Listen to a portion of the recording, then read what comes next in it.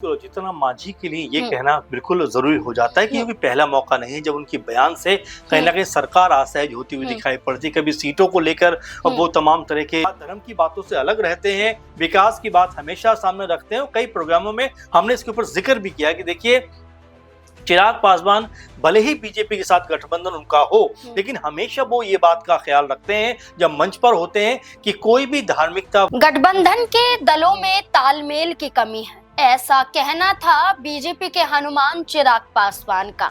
लेकिन क्या ये सिर्फ बयान नहीं बल्कि हकीकत है? क्या एनडीए गठबंधन में आपसी तालमेल की कमी नजर आ रही है? क्या एक दल दूसरे दल पर भरोसा नहीं कर पा रहा है? क्या एक दल को नीचा दिखाने की कोशिश कर रहा है? हाल फिलहाल में बिहार के अंदर ऐसे किस्से दोहराए गए जिसके बाद ये माना गया कि जहां महागठबंधन पर उंगली उठाई जाती थी वही उंगली अब एनडीए गठबंधन पर उठ रही। जब से नेतृत्व बिहार का सम्राट चौधरी के समक्ष पहुंचा है तब से ही बिहार में इस गठबंधन में कमजोरियां नजर आ रही हैं। हाल फिलहाल में बांकीपुर विधानसभा सीट के उपचुनाव के बाद दिए गए बयानों के आधार पर माना जा रहा है कि दल में वाकई आपसी तालमेल की कमी है। जब प्रशांत किशोर ने कहा कि अब वो लगभग 10,000 युवाओं को नौकरी देंगे और इसके लिए बड़ा ऐलान कर देते हैं और साथ ही साथ रोजगार नहीं बल्कि बिहार के विकास की भी बात करते हैं, जिस पर चिराग पासवान का कहना होता है कि जो धर्म जात से ऊपर उठकर विकास की रोजगार की बात करता है, चाहे कोई भी हो, हम उनका समर्थन करने के लिए तैयार हैं। हम उनके लिए एक अच्छे सपने की कल्पना करते हैं, एक तरह से बड़ा बयान देते हैं कि हम प्रशांत किशोर का समर्थन करते हैं। जहां चिराग पासवान ऐसा कहते हैं तो वहीं दूसरी तरफ एक और बड़ा बयान हम पार्टी से निकलकर सामने आता है जो ये बताता है कि प्रशांत किशोर सिर्फ भ्रम फैलाने की कोशिश कर रहे हैं और ये बयान जीतन राम मांझी के बेटे सुमन मांझी का होता है। अब ऐसे में बड़ा सवाल उठ रहा है कि अगर आपसी तालमेल ही नहीं दिखाई देगा तो क्या दल अलग थलग हो जाएंगे? क्या गठबंधन टूटने की कगार पर पहुंच जाएगा? क्योंकि एक तरफ चिराग पासवान, दूसरी तरफ जीतन राम मांझी, तो तीसरी तरफ सम्राट चौधरी अलग, नीतीश कुमार अलग नजर आ रहे हैं। ऐसे में कई बड़े सवाल यहाँ पर खड़े हो रहे हैं जिनके जवाब जानना जरूरी हो जाता है। हमारे साथ वरिष्ठ सहयोगी अमन जी मौजूद हैं। सर, बिहार की राजनीति में अब तक ये कहा जाता रहा कि नीतीश कुमार थे और रहते तो बहुत फर्क पड़ता, और हमने ये भी देखा सम्राट चौधरी बीजेपी मंत्रियों के साथ बैठक करते हैं पटना में, दूसरी तरफ नीतीश कुमार दिल्ली में सांसदों के साथ बैठक करते हैं, फिर बिहार के अंदर ही सम्राट चौधरी और नीतीश कुमार की मुलाकात हो जाती है। लेकिन अब यहाँ चिराग पासवान का वो बयान जो रोजगार और विकास की बातों का समर्थन करते हुए प्रशांत किशोर की तारीफ करता है, लेकिन जो संतोष सुमन है जो जीतन राम मांझी के बेटे भी हैं और मंत्री भी हैं सरकार में, वो खुलकर कहते हैं कि भ्रम फैलाने की बात की जा रही है। हम देखेंगे कि अभी तो 4 साल बाकी हैं, कितना वो कार्य कर पाते हैं। आपसी तालमेल ना दिखाई देना क्या बताता है? देखिए, बिल्कुल ये कोई पहला मौका नहीं है जब जीतन राम मांझी या उनकी पार्टी और चिराग पासवान के बीच में इस तरह से जो संवाद है उसकी अदायगी ना हो। क्योंकि इससे पहले भी जब जो चिराग पासवान जब भरत तिवारी के घर पहुंचे थे तब जीतन राम मांझी ने बड़े गुस्से में ये बात कही थी कि अब क्या हम चिराग पासवान को फॉलो करते हुए दिखाई पड़ेंगे, जो वो कहते हैं कि हम वो करते हुए नजर आएंगे।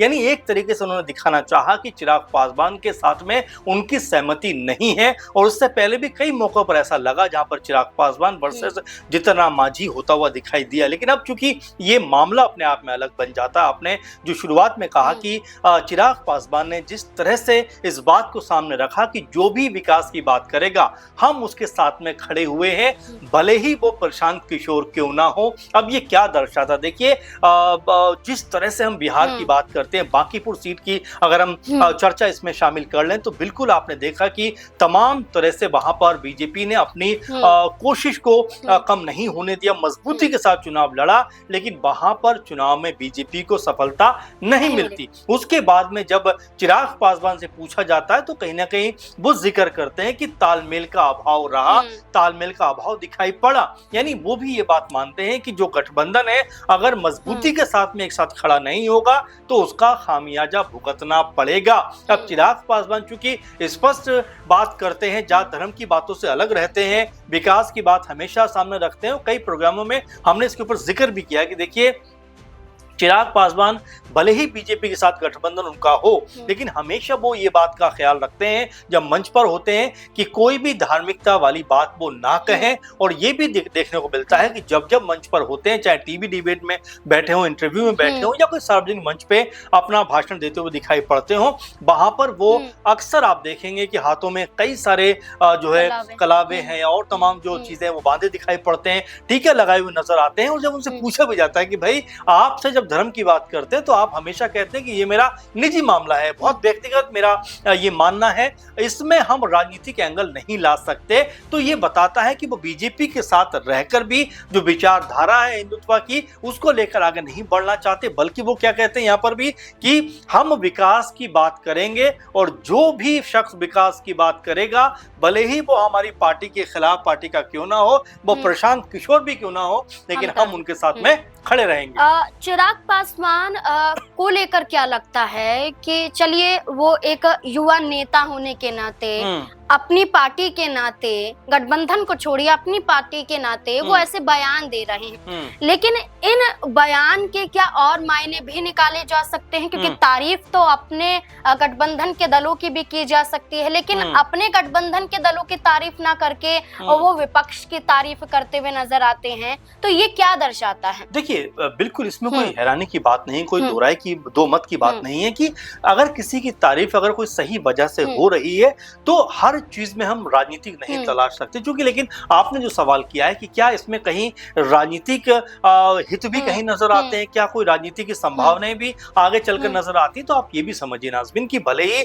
चिराग पासवान की पार्टी एलजेपी अभी बीजेपी के साथ में है, लेकिन हमेशा तक बीजेपी के साथ रहेगी इस बात की कोई तयशुदा गारंटी नहीं है, क्योंकि बहुत सारे दल साथ में रहते हैं और समय के साथ में अलग भी हो जाते हैं। तो क्या चिराग पासवान अपनी संभावनाएं बनाकर रखना चाहते हैं कि अगर कल को ऐसा मौका आया कि अगर हमें अलग होना पड़ा, क्योंकि अगर इसकी हम एक और बानगी देखें तो उत्तर प्रदेश में दिखाई भी पड़ती है जहां पर वो चुनाव लड़ने की बात करते हैं और ये कहते हुए नजर आते हैं कि अगर हमें सम्मानजनक जो है सीटें नहीं मिलती हैं तो फिर हम देखेंगे कि हमें क्या करना है, क्योंकि 403 सीटों पर लड़ने का विकल्प हमारे सामने मौजूद है। इसके अलावा आप देखेंगे वो उत्तराखंड में चुनाव लड़ने की बात करते हैं, पंजाब में जाने की बात करते हैं, हिमाचल में जाने की बात करते हैं। तो चिराग पासवान का जो विजन है वो सिर्फ बिहार नहीं है, बल्कि वो बिहार से अब आगे बढ़ना चाहते हैं। क्योंकि हमने दिल्ली में उनकी पार्टी को चुनाव लड़ते हुए देखा, झारखंड में देखा, तो यहाँ पर ये समझ में आता है कि वो सिर्फ बीजेपी के साथ नहीं रहना चाहते या उनके सारे नहीं रहना चाहते, बल्कि अपनी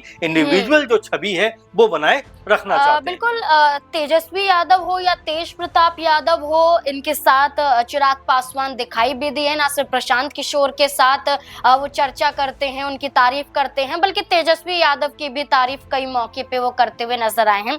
लेकिन चलिए चिराग पासवान का ये बयान है, लेकिन जीतन राम मांझी की बात करें वो हमेशा उग्र ही दिखाई देते हैं, लेकिन उनके बयान जो होते हैं वो गुस्सैल वाले होते हैं। अब जीतन राम मांझी की बात करें, शराबबंदी का मुद्दा हो या जैसा कि आपने कहा भरत तिवारी का एनकाउंटर हो, उस मुद्दे पर भी वो ऐसा रवैया अपनाते हुए नजर आए कि बाकी सब लोग गलत कह रहे हैं वही सही कह रहे हैं। शराबबंदी हटाने की बात करते हैं, जिस पर ये कहते हैं कि गुजरात मॉडल को अपनाइए, और वहीं दूसरी तरफ हम भरत तिवारी की बात करते हैं तो वो ये कहते हैं कि उन पुलिसकर्मियों को सम्मानित करना चाहिए जिसने गोली चलाई थी। ऐसे बयान क्या अपनी ही सरकार को नहीं घेर रहे हैं? देखिए बिल्कुल जीतन राम मांझी के लिए ये कहना बिल्कुल जरूरी हो जाता है कि ये पहला मौका नहीं है जब उनकी बयान से कहीं ना कहीं सरकार असहज होती हुई दिखाई पड़ती। कभी सीटों को लेकर वो तमाम तरह के कह सकते हैं कि बयान देते हुए दिखाई पड़ते हैं और जिसमें ऐसा लगता है कि पार्टी से खफा दिखाई पड़ते हैं। कभी जो मंत्रालय उनको मिलता है उसको लेकर भी वो खुश नजर नहीं आते। तो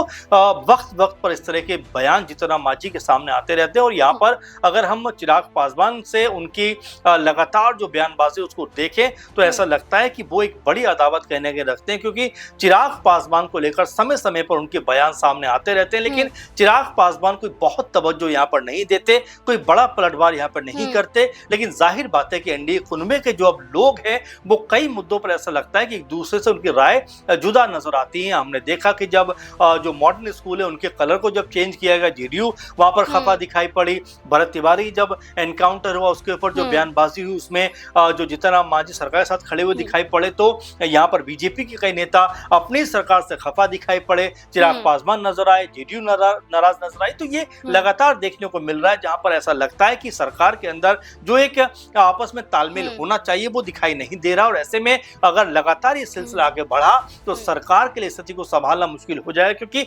शुरुआत में आपने जिक्र किया था कि जिस तरीके से सम्राट चौधरी ने सिर्फ बीजेपी के मंत्रियों के साथ में बैठक की, वो क्या साफ इशारा नहीं करता कि वो बाकी दलों के जो मंत्री हैं उनके साथ में क्या बहुत उनका जो कन्वर्सेशन है या संवाद जो होना चाहिए क्या वो नहीं हो रहा है? अगर वो नहीं हो रहा है तो क्या इसका फर्क सरकार के कामकाज पे नहीं पड़ेगा? क्योंकि आप मुख्यमंत्री सिर्फ बीजेपी के नहीं हैं, बल्कि आप जेडीयू के भी हैं, एलजेपीआर के भी हैं, जो विपक्षी दल हैं उनके भी हैं, और संपूर्ण बिहार के आप मुख्यमंत्री हैं। लेकिन इस तरह की मीटिंग करके कहीं ना कहीं संदेश निकलकर सामने आता है कि क्या यहाँ पर जो बीजेपी है वो अपनी अलग राह पर चलती हुई दिखाई पड़ती है? क्या बीजेपी एक अपना अलग स्टैंड लेती हुई दिखाई पड़ती है? और क्या यहाँ पर जो जितने भी दल हैं उनके बीच में जो एक तालमेल होना चाहिए क्या वो टूटता हुआ? बिल्कुल, अब यही देखना होगा कि चिराग पासवान के बयान, उनके फैसले क्या गठबंधन में उन्हें मजबूत करेंगे या फिर गठबंधन पे एक बड़ी आंच आती हुई नजर आएगी। क्योंकि बयानबाजी ही है जो